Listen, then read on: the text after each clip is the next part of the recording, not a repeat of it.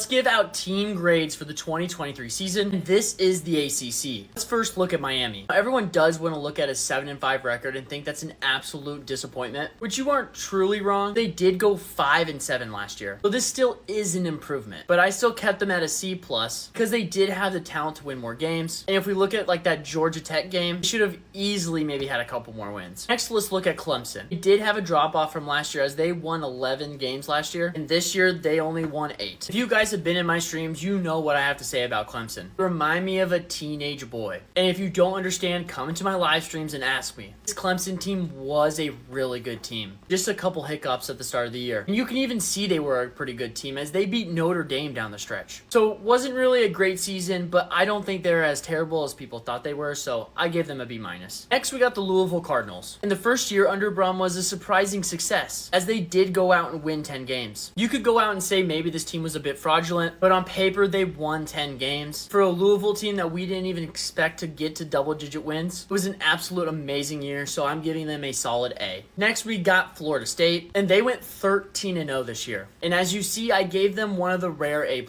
And I know the comments are going to say 63-3, but it doesn't matter. That wasn't their team. They played in the conference championship game. So for Florida State, they went undefeated. Their starting quarterback went down. With the backup, they had to play an SEC school, play a top 15 team in the ACC Conference Championship game, and they won. So if you take out the College Football Playoff Committee potentially screwing them over, it was a perfect season for them. So that's why they get an A+.